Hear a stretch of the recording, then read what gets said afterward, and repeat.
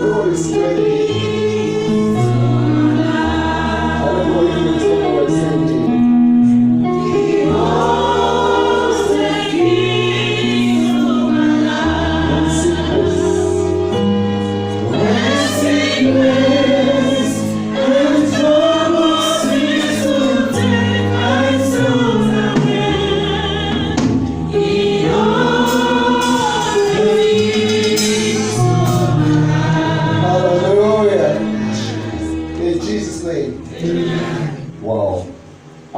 Something today that might shake somebody, or you ask yourself, can that be real?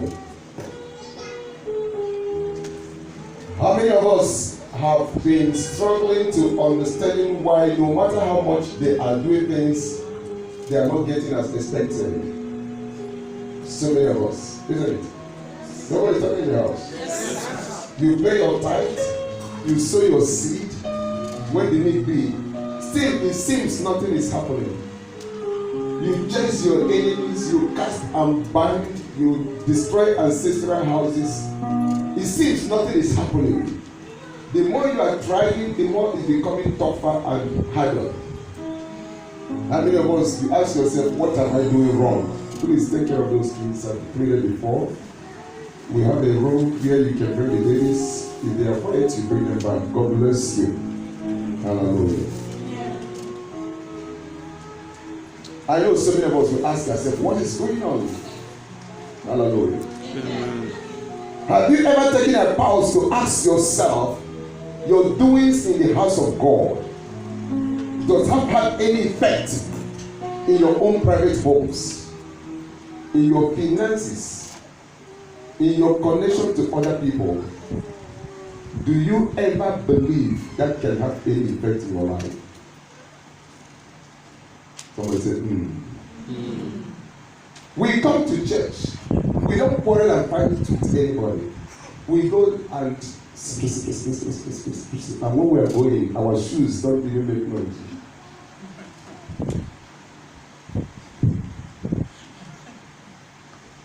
Hallelujah. Amen. Is that enough? Hallelujah. Amen. I just want us to go to Haggai chapter 1. We start verse 1 to 14. Haggai chapter 1, verse 1 to 14. Hallelujah. And we have to read very clearly. Even if we can put it on the screen, that would be very good. Hallelujah. If you take your Bible, pay attention to that word of God. We go together. Haggai is towards the... After Genesis, you see Haggai.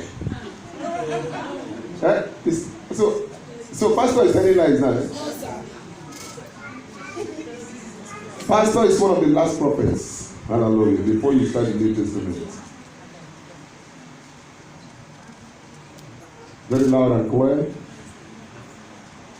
Who is there? Who is reading? Amen. I want to be very loud with a microphone and very clear. And very clear and deutlich, the way the German says it. Amen. Amen.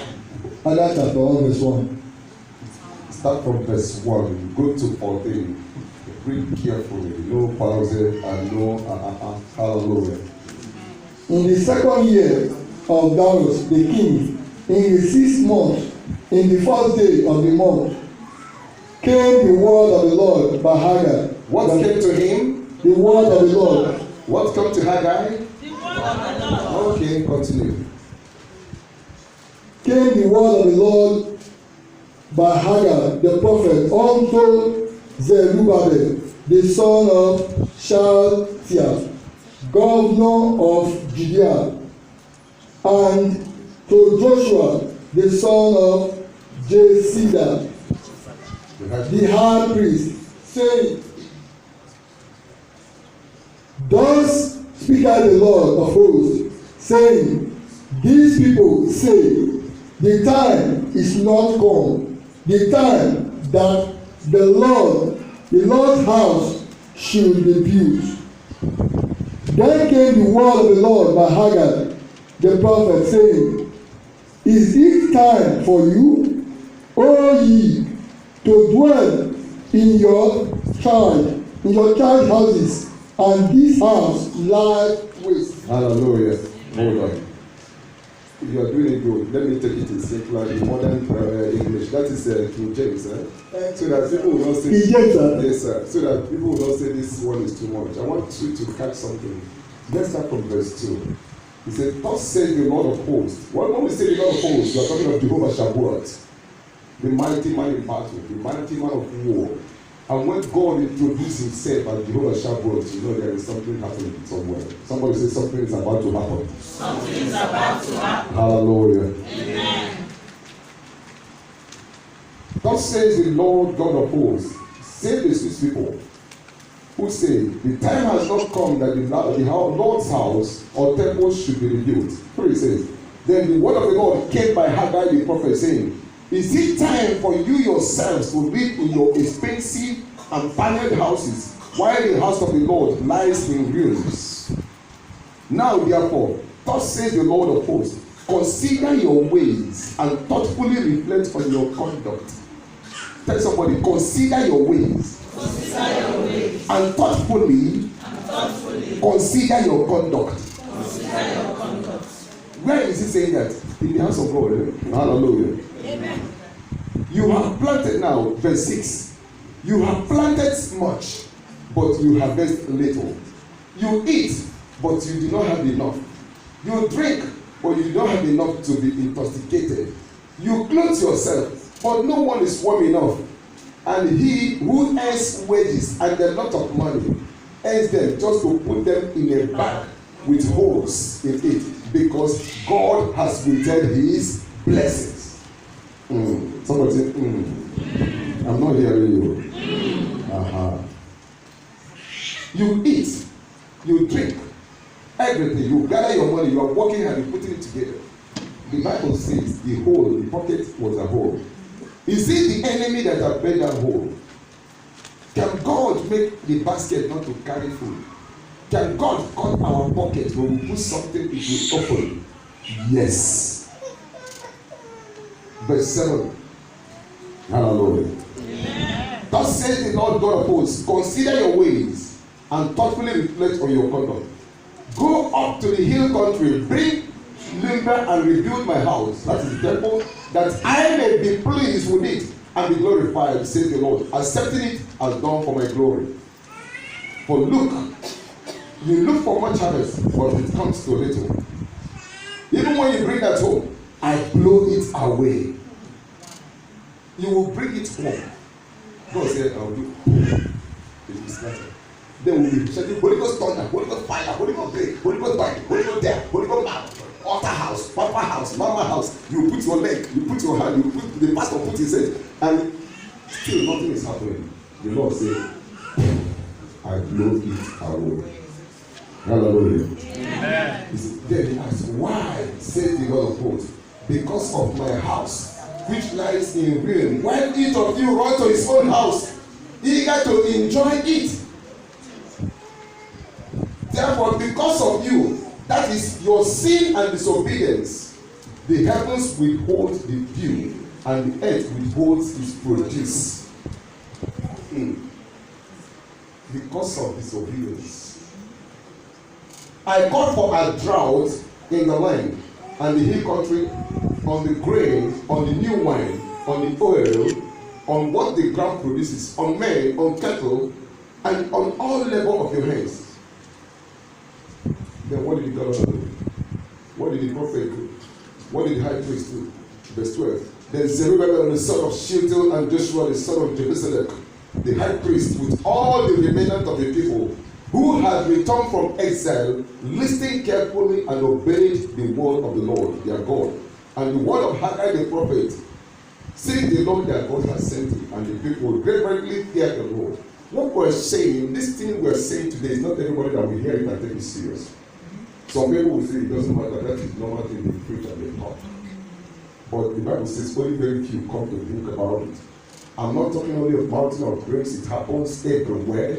When people go to church, even they cannot pick grace, the grain on the sand on the ground. You say, I bet service will go. You leave it for some people.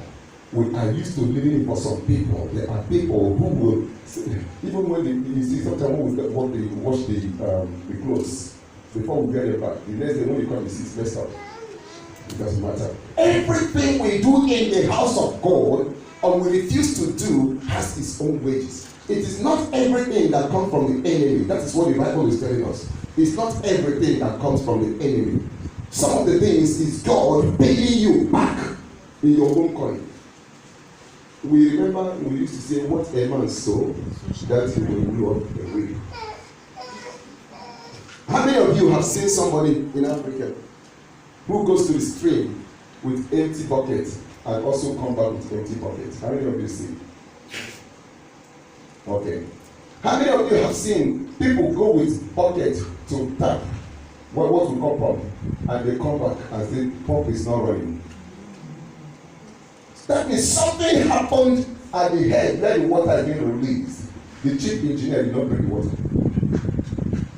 That is the same thing with God. The house of God is like a river. You come with something, expecting to go with something. And many people come to the house of God with their buckets and go home empty buckets. And they have been doing it for many years. Why? God will not pay somebody who has not done anything. Sometimes when you see me clean the toilets, I'm not doing it because it's my church. I don't own it. It's not my own. I just want to do it. I know there is something I'm getting here. It's real.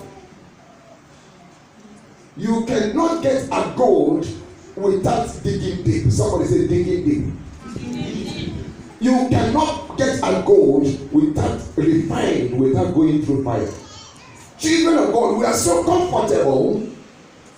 Hallelujah. We are over comfortable. We come to the house of God. We just want to dance. We want to celebrate. Well, what happened today is beautiful music, wonderful choir. Hallelujah. Some weeks ago, we were trying to get the best sound system for the choir. And the guy who supplied it came and told us, this system is for about between 1,000 to 3,000 worshippers. He said, but here is too small. I said, hello, put it here. I will soon hit 1,000 to 3,000. Amen. Because I am working and I'm expecting something. So what I'm trying to tell you is this. There are 4 reasons that might make you start behaving that way. 4 reasons. The neglect or lack of commitment in the house of God has 4 reasons why somebody doing this. The first one is either the person is spiritually blind. Somebody say blind. We can see everything, we know everything happening in church. You will know even the wristwatch and the shoe pastor wear every month. You can count it. He wear this one last week. You don't wear it again, but he wear it last week. You wear this one today. Whereas the pastor said, don't know. Even me, he asked me what I wore last week, I don't know. It's real. Some people who are close to me, you might be describing somebody in the church. The one that wore that, I said, I don't know. I don't know. Because we are not paying attention. I have something here. Amen. The person might be spiritually blind. 1 Corinthians chapter 2, verse 14, and 2 Corinthians chapter 4, verse 4. Right? You can. Yeah, let's go. 1 Corinthians chapter 2, verse 14. I read in Jesus' name. Amen. But the natural man does not receive the things of the Spirit of God, for they are foolishness to him. Yes, the natural man, hold on, brother. The natural man does not receive the things of the Lord because they are foolishness. What we are doing here is foolish. When we call meeting, you don't come. Midnight service, you don't come. This is foolish, those foolish people. I mean, on Sunday we have time. Even Sunday, we wait and go late. You are a natural man. You are not a supernatural man. Hallelujah. Let's go to 2 Corinthians. I don't want to take so much today. 2 Corinthians chapter 4, verse 4. 2 Corinthians chapter 4, verse 4. In Jesus' name. Amen. Say, whose mind the God of this age has blinded. The God of this world, of this age, has done what? Blinded their mind. So anything you are talking, they are blind. But they can see very well. They know everything more than you. They will analyze everything in and out of the house of God. Hallelujah. Amen. May you not be blind spiritually anymore. The second reason is such person has been spiritually enslaved. The person is under a control. John chapter 8, verse 34, Ephesians chapter 2, verse 2 and 3. So, John chapter please take microphone so that both of you shuttle it so that we can move very quick. John 8:4. I read in Jesus' name. Amen. Jesus answered them, most assuredly I say to you, Uh-huh. Whoever commits sin is a slave of sin. Whoever commits sin is a what? A slave. When you come here, you turn the house of God into nonsense. The person is a slave. The person is under slavery. Hallelujah. Amen. And that person, what is holding that person down? You see, that is why sometimes last 3 weeks or so, I find it difficult because it's like they have been a slave that they cannot allow them to hear even what is going on. Hallelujah. And let's see what is this, the Ephesians chapter 2, verse 2-3. So we there? Ephesians chapter 2, verse 2-3. Uh-huh. I read in Jesus' name. Said, in which you once walked according to the course of this world, according to the prince of the power of the air, the spirit who now works in the sons of disobedience. That person is walking according to the one, the sons of disobedience. Hallelujah. Amen. You were once in the world. Now you come into the house of God. You don't want to adjust. You find it too difficult to even do things. And say, give me an assignment. What can I do to make this house move? What can I do to clean this altar? What can I do to mark this? You try to look for something. Hallelujah. I was once supposed to travel when I had a program in English that some of us remember. And when we were boarding the car, I told some of them, I said, Elder is supposed to go with us. They said, no. Elder said he's not going. I said, why? They said he has to look for a work to do in the church. Somebody tell me, you know Elder always finds something to do in the church. Whether it is there or not, he will get it out and do it. Why? The hunger to do something. And there is no way you commit to serve in the house of God that God will blow away the work of your hand, or that God will allow your pocket to be with holes. Listen, whatever you sow, you will reap. Not only you reap, sometimes your children will reap it. And may your children reap the wonderful things in the name of Jesus. Another one is the person could be spiritually dead. Somebody say that is the hammer. The person might be spiritually dead. Living God, walking up and down. Hallelujah, it's a heavenly language. It's a heavenly language for this, they carry the chair. But spiritually is dead. And after that, choose. Even if it's going and saw the children with their bobby cars, everything scattered, and the toys everywhere. These children serve, when I know they keep all these things well, you disappear. You are waiting for somebody to do it. The way you are jumping it, this is the way the Holy Ghost is jumping your own. Hallelujah. Amen. That's the real. The person is spiritually dead. May we not be spiritually dead in the name of our Lord Jesus. Amen. Now, the fourth one is not hammer. That one is the caterpillar. Somebody say caterpillar. That person is enemy of God. Romans chapter 5 verse 10, Philippians chapter 3 verse 18. I think that was spiritually dead. I did not give you the Bible verse. That should be Ephesians chapter 2 and 1 John chapter 5 11. So this one we are talking about Romans chapter 5 verse 10, Philippians chapter 3 verse 18. I read in Jesus' name. Amen. For if when we were enemies, we were reconciled to God through the death of His Son. Once you were enemy to God, but you have been reconciled. So if you come into the house of God, still you don't do what God, you don't care, value the house of God, you don't respect it. Pastor's office is nowhere. Purpose is everywhere. Hallelujah. The toilet you don't flush. This and that. Maybe if you see even our children using the toilet in the wrong way, you give them what you call popo clutch. I mean, get out here, this pretty girl. You don't know how to take care of. It's the police. Hallelujah. But it's your baby. Instead of you to help them. Who is the mother of this girl? Who is the mother of this boy? You have to know how to take care of your children. If you cannot take care of your children, why did you bring them?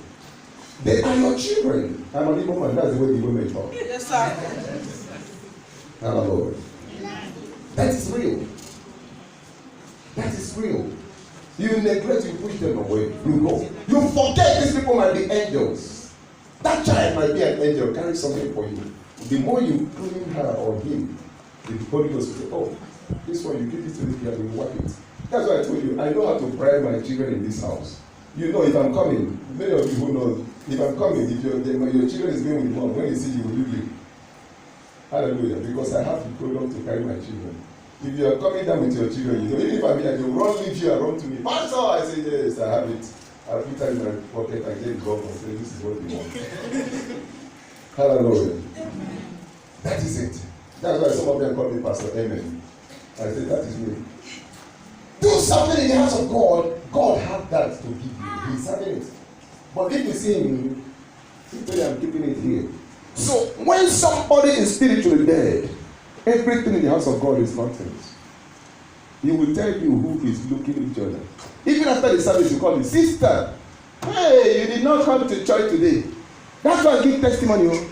I believe it's that thing when you tell me that babe that you need to give testimony. And then the other way you turn it round. Now you continue to go when you anywhere you blow it. Who does it? Hallelujah. Amen. It's not in the house of God.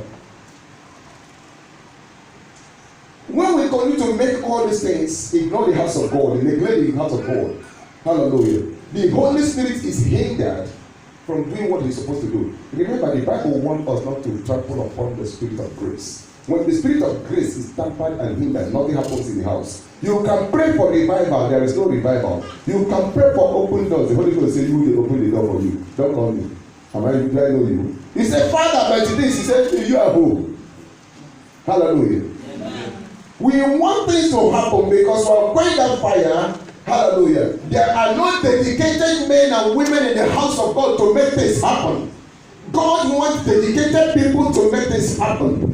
God wants things to happen in a way that revival will come. I always tell you people something. The government of this country they are not so tough that we cannot overcome them. They think we are very comfortable with the lollipop they are giving us through social effect. And then we say, it doesn't matter. And if you are coming to church, now I said the reason why God don't bless people. Some people will say, you want to preach on that, you hold your pocket. Go there, you must pay, you will see it. I used to call one of my friends back when we were as an asylum seeker. Everything he worked, he pretended to open an account, he said, no, typically woman. He always puts a pocket here. In Europe, people tie it. Amen. When I bless God, after we started calling him bank, we started church together. And he adopted that name, bank. And today he's a multi. He's in the US. But then he was a born again, but he was always tying it. One day ending, when he went to take a shower, and he handed his bag. And he said, I've seen that bag. He went to carry it. My friend was washing his soul. Before he came out, he said, nobody should play with me, oh! Don't play with me or somebody will die. He started shouting. We said, what is the problem? He said, nobody should play with me. After concert and done, he said, I had it there. And he said, you're back. Amen. We want it to happen, it cannot happen because we don't want to do something. When we call for revival, you are not there. Hour of the supernatural, Thursday. This is the time when God will call it hour of the supernatural. You are sleeping. And on Thursday here, I was telling people, I said, how sad I feel, how disappointed I feel. I can understand Jesus that says we healed 10. Only one came out. Where are the rest? I know this church was blessed or have been blessed from the beginning of end of last year. When the papers were ready in this house, when we count them, we can count both children and adults, minimum of 30, if we want to be sincere to God. I ask myself, where are those people who God raised that paper upon? I have my friends who are pastors. I was with one of them that time. He told me, he said, my church is only 1 person. But here we were giving the testimony. I said, you discourage me because how can I fight? Those of you who the Lord bless with your resident permits, you are supposed to be here, then I will use you as a point of contact for the next person. But when you are not there, how can I use it and you as a point of contact? Because you believe you have gotten 3 years resident permits. Other people didn't face their business. God will tear the pocket and tell you, no, you can drop down. Somebody say, God forbid. In this business, it is a business. It is a business. God is a businessman. Jesus is a businessman. Holy Ghost is a businessman. Holy Ghost is a person. If you don't do good business with him, he give you no good profit. Do something in the house of God. So that the grace of God will come down. So that the promise of God will come down. So that what God says he will do in the book of Haggai from chapter 1 from verse 1 to 14 will not be your portion. Join those few people who had the voice of the prophet and the governors and decide to say, yes, we have to do the right thing. And the Bible says the Lord had them from the third heaven. And I decree and declare as we continue to do the right things, may your life never be the same again. Break this spiritual blindness of weakness by power in the name of Jesus. I say, come out of the kingdom of God. Every spirit of the enemy of Christ by the reason power of the anointing that break yokes. I said, fire come down. He that is in me is greater than all of them that is in the world. Because I serve the God that answered by fire. I am a brother of Elisha, and my father is Elijah. I call on the God of Elijah, who answered by fire and set the people free. Arise and let your people be free. Every spiritual blindness and deadness, whatever is hindering you from getting to your position, by the power in the name of Jesus, I say break loose. I say break loose. I say break loose. Whatever is fighting you in the house of God, that don't want the purpose of God to come alive, I say loose by fire. Wow, he that is in me is greater than all of them, not he, all of them that is in the world. Hallelujah. I don't want you to be deep rooted in earthly elevation. I don't want you to be deep rooted in earthly elevation. But you should be deep rooted in heavenly what? Down. He that wants to be great must learn to be humble. My God, my God. If you want to be a lion, you have to be a lamb. You have to be a lamb. If you want to be a lion, you have to be a lamb. Remember in the book of Revelation, the book of life, the mystery of the book, nobody could open it. And the whole heavens and the earth were troubled. And the angels were crying, oh, we are perished. And the Spirit of the Lord came upon Apostle John. He tapped him on the shoulder and said, don't worry. The Lion of the tribe of Judah is able to open that seal. And this great apostle was comforted. He was expecting the lion to come and tear the seal. Behold, his eyes was open. The scripture made us understand that he saw a lamb, and it was slain, with that blood flowing. And he said, how can this do it? And they brought the seal, and the lamb broke the seal.